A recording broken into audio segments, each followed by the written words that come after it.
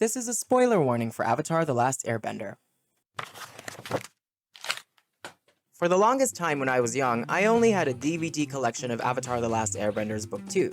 I didn't have the first season or the third, only the second, so it's the one I've rewatched the most. I'd rush home from school every day to turn our DVD player on, and on the weekends I'd move our wooden couch in front of the TV and just watch. I would watch other shows too, like Power Rangers, but Avatar was a staple. It was the staple.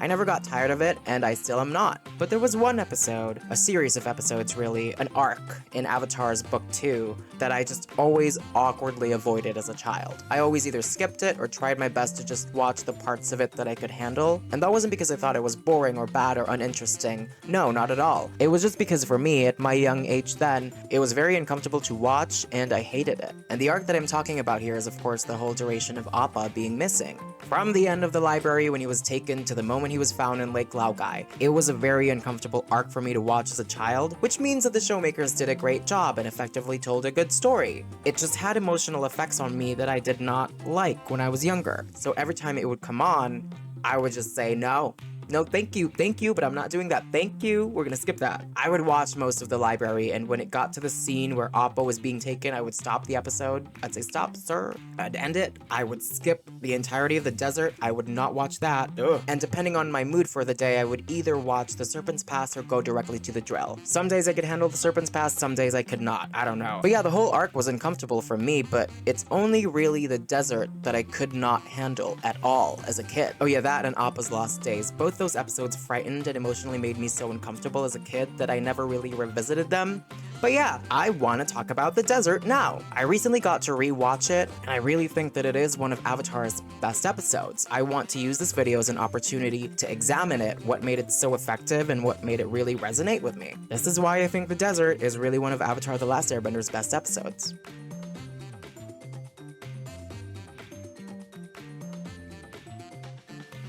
There was a moment in my life when I was thrown into college and I lost my connection to myself and lost all my appreciation for the things that I loved. So Avatar, and really everything that I was in love with that fueled my creativity and my passion, they all had to be put in a box and shoved under the bed, so I kinda lost touch there for a while. But there was a really horrible thing that happened to all of us. 2020. The whole world stopped and everyone was stuck in their homes and classes were suspended. The pandemic devastated the world, and in that time I was stuck inside. I decided to revisit the things that I loved as a kid to escape reality. I got to rewatch Avatar, this time as an adult. Mind you, I hadn't watched the show since I was in 6th grade? I'd watched Korra in high school, of course, and I was writing Korra fanfiction, so I was still in the fandom and still very much in the Avatar world. I was also reading other fanfiction, very into the Korra discourse. I just hadn't specifically revisited, the original show in terms of watching it, not for a long time. And there's a thing that someone said about revisiting media that I think is so poignant. I forgot who said it, and I think I read it on Twitter, but someone was asking, why would you rewatch a movie or reread a book? It's the same. And the answer was, well, yeah, the book or the series, the movie, it stays the same, but you aren't. You've changed since the last time you've read it. You've grown and the world around you has also grown and changed. So the experience is different. And let me tell you, was my experience of rewatching Avatar in 2020 so fucking different. I don't know if it was the pandemic, that there was so much loss and pain in the world, or if it was my severe depression and burnout at that time, or it was the fact that this is really just a really well-written show. It was probably a combination of all three, but I sobbed, I cried, I just bawled out at so many points in this show. As a kid, I think I really loved the story and the characters, the world, but now as an adult, you get more of an understanding of what the emotional implications of what the characters are going through, and really the reality of the situation, and the show just gets so much better. Rewatching this, I was just crying all the time, and laughing too, but it's really so much more of an emotional experience watching it now as an adult. The reality of the world settling in. In my 2020 rewatch, I got to confront the desert again, and I got reminded of why I hated this arc so much. It was really painful and uncomfortable for me to see Aang in this way. No.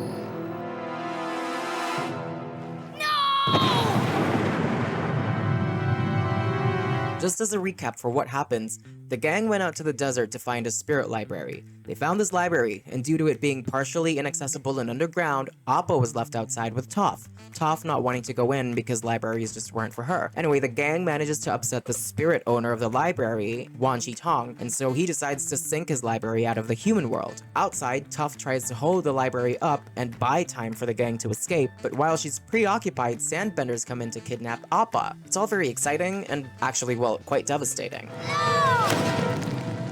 I'm sorry, Appa. And that's where the desert begins. Our team Avatar, Aang, Katara, Sokka, Toph, and Momo, stuck in a giant desert, an incredibly hostile environment without Appa or any other means of transportation. And while that's enough of an interesting premise for an episode on its own, what really makes this episode special is not only the physical aspect of the harrowing journey to make it out of the desert, it's the emotional journey that the gang goes through. This could have very easily been solely a plot-driven episode, you know? It could have focused on the gang encountering all sorts of monsters or people they have to fight in the desert. It could have been just that. Like, yeah, the episode has Buzzard Wasps that the group fights, but that's really just a small part of the episode. A different, lesser show would have had the whole episode be just about that, you know? Like, the journey out of the desert for a different show probably would have just been shown as nothing but a purely physical journey filled with purely physical obstacles and enemies that have to be overcome. For example, as much as I loved Korra, it did also feature a plotline in this very desert, and I would say that that desert plotline in Korra was weaker because the whole journey out of the desert is manifested in the story just by a physical monster fight against a sand shark. I need to correct myself, it was actually first, let's fix the airship before the sand shark, as a manifestation of the journey of having to go out of the desert. But still, having to fix the airship and fighting against the sand shark, both of these conflicts are still purely physical ones and didn't really require any form of emotional confrontation from Korra or Asami. And while I thought it was very cool, and also while in defense of Korra, the showmakers' goal with what they were trying to do with Korra's desert episode and Aang's desert episode were probably very different, and Korra's desert plot is still very fun and effective in the context of itself. I just wanted to point out how less impactful it is seeing it because it's just very plot driven, you know, here's a monster we gotta fight to get out of this desert, and not as character driven as the one here in Avatar: The Last Airbenders. It's not about overcoming monsters and overcoming physical obstacles. Well, it is, in a way, overcoming the physical obstacle of the whole desert, but it's also very just emotionally driven, this episode. By the way, this is not Korra hate. I am a Korra stan through and through. Again, I'm just using this as an example of how Avatar made its desert episode very impactful by focusing on the character's emotional journey through the desert. Because the episode we got, Avatar's the Desert, it was actually very, again, emotionally driven and character focused. As fast-paced as the episode is, so much of it is dedicated to the emotional state of our characters. Mostly Aang and Katara, yes, but still, it effectively manages to convey across to the audience how desperate and hopeless everyone in the gang feels. They're in this desert, no right out, not even a clear idea of which direction to head to make it out, barely any water, and they all reach a point of wanting to give up.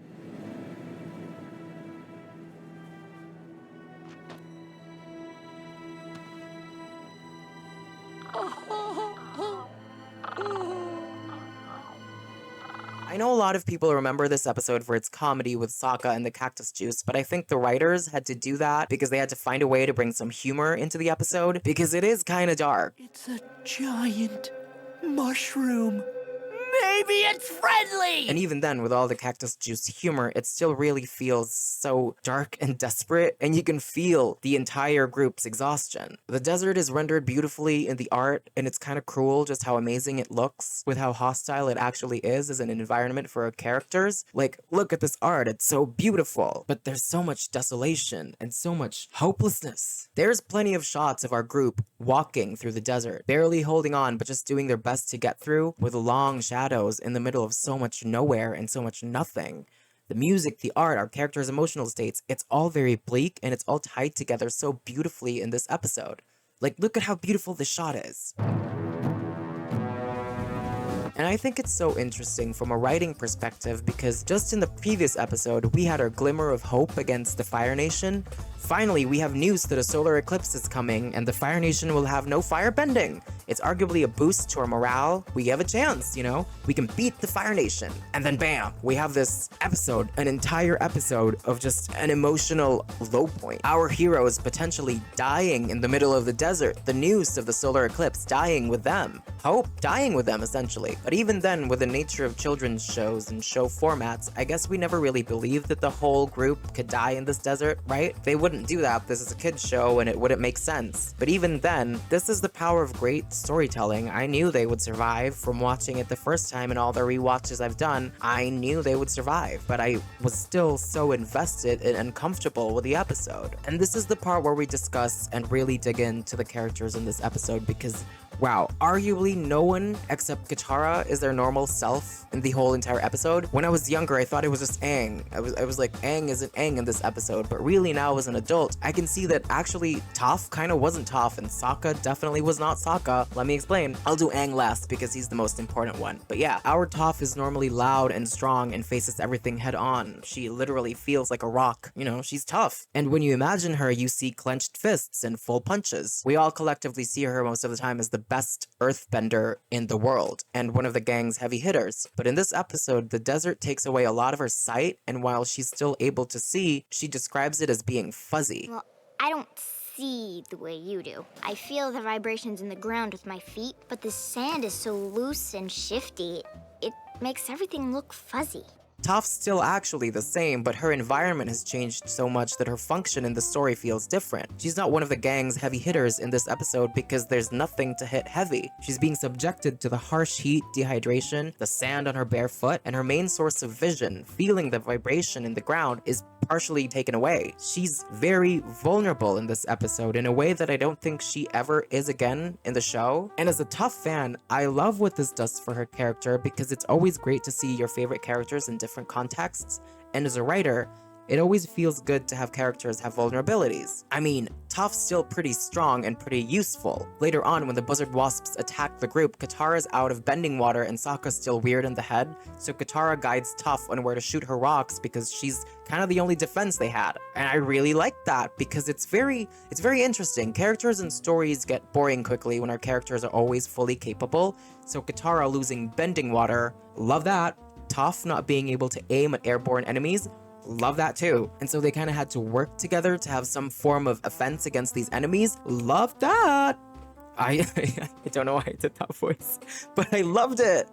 By the way, I know this is also in the previous episode, but it's part of the arc, so whatever. Toph missing her earthbending shots when she tries to defend Appa and failing at that is so important to me. Don't make me put this down!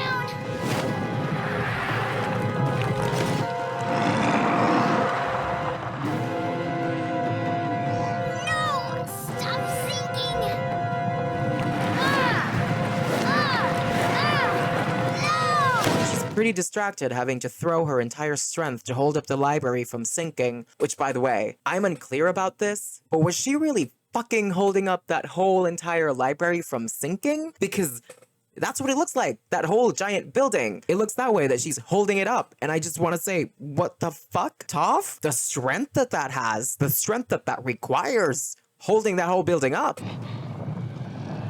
Library sinking! Library sinking!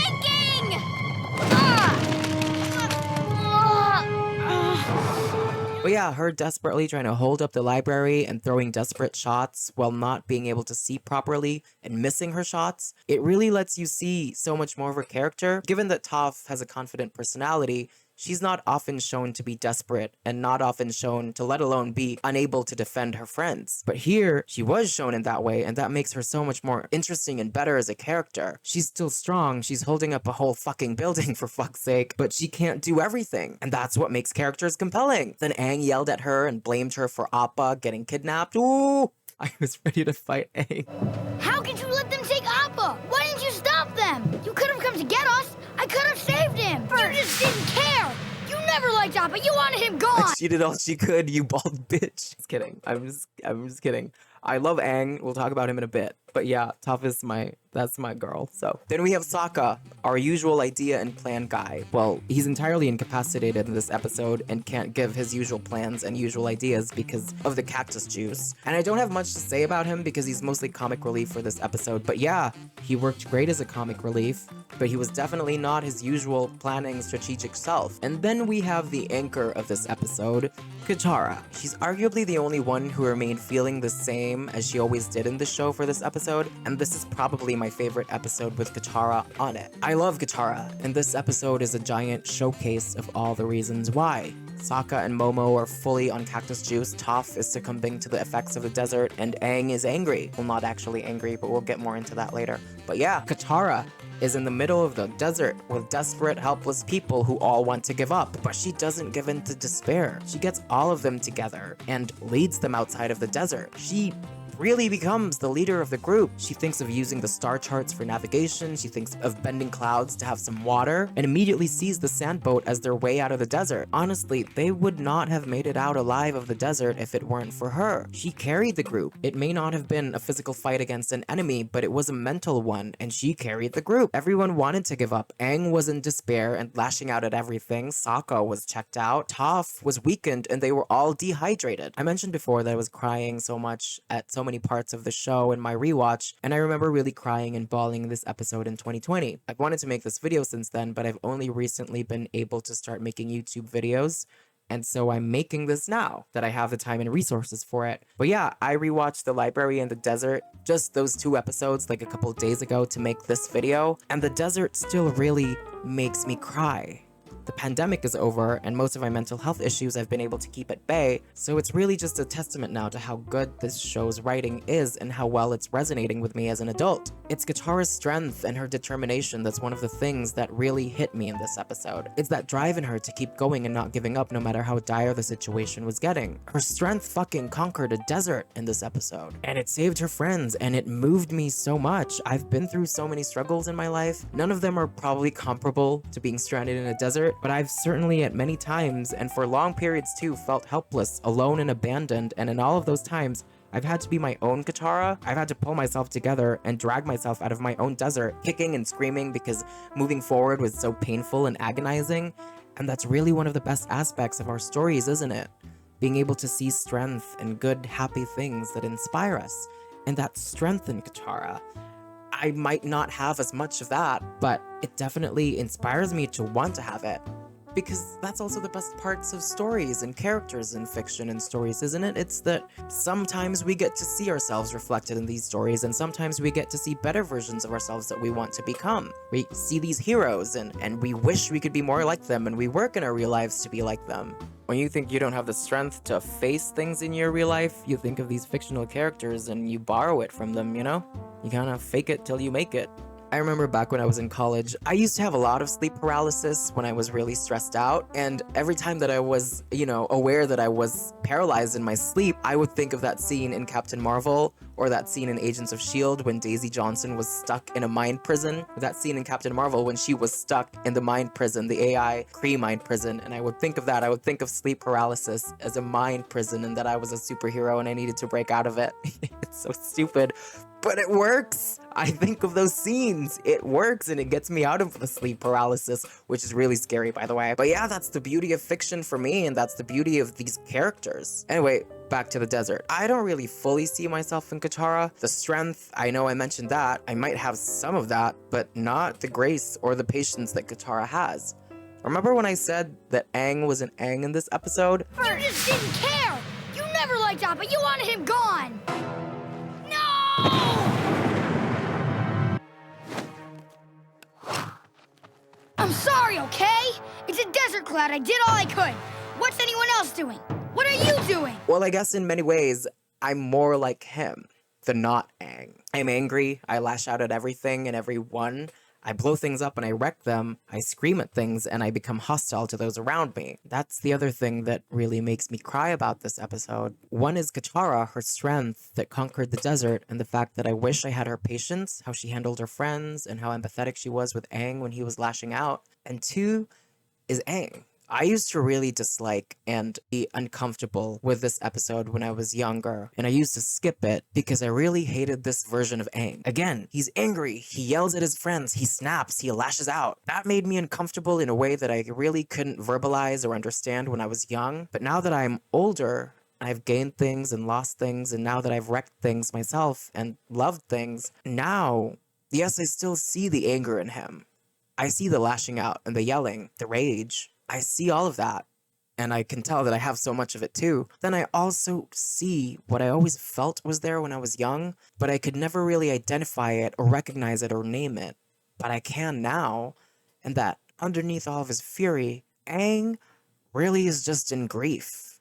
He's in so much grief and pain. This kid lost his whole people, and now he has the burden of having to save the world. And Appa's his best friend.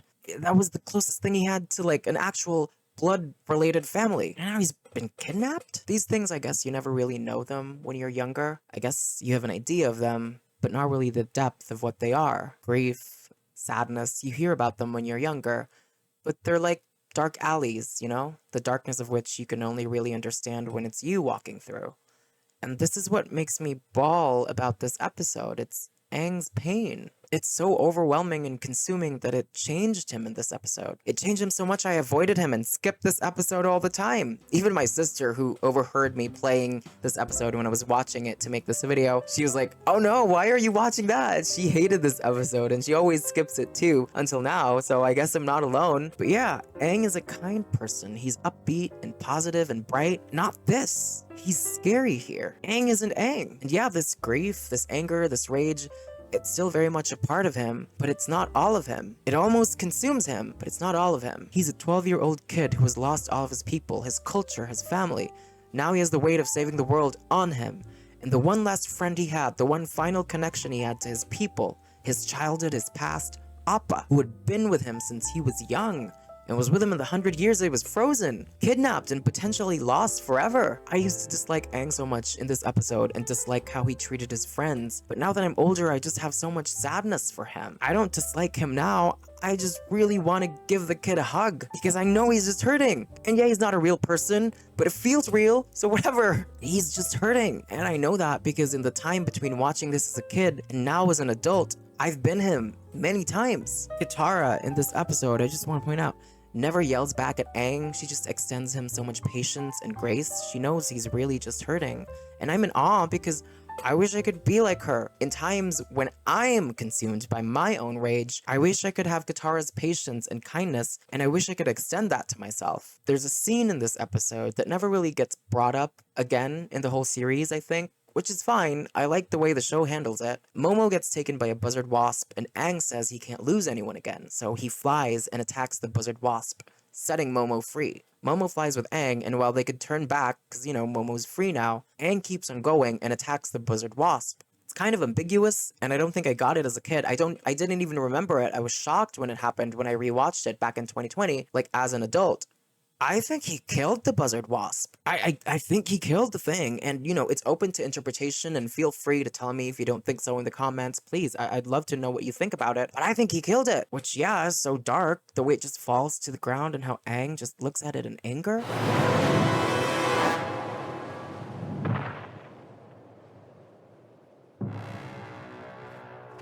But you know, that's what grief does. This is a kid going through a lot, and he's in so much pain. Grief twists you and consumes you and bends you out of shape so much you're barely recognizable. And this is just, it's such a dark scene for the show, I think. Like, emotionally, for our main character. I really commend the show for having the guts to do this whole emotional arc with Aang, because, you know, showing your character in so much pain and loss as such a dark and angry version of themselves, it was a risk. I mean, I didn't get it. I didn't fully understand it as a kid. I do now, but it was such a risk, I think. Looking back now, it gives Aang's character some much needed depth and complexity. I think, yes, he is this happy kid, the positive kid. He's upbeat and a pacifist most times, but he has limits. He's just been through the most traumatizing event of losing his whole people and the guilt of feeling that he let the 100-Year War happen because of his absence. And now this. His only link to his people and his culture has been stolen. Of course he's acting out of character. This episode ends with our characters meeting the Sandbenders who stole Appa, and this leads to Aang, with all of his fury and all of his rage, exploding into the Avatar state, and he's probably the scariest he's ever been at this point in the show. You muzzled Appa?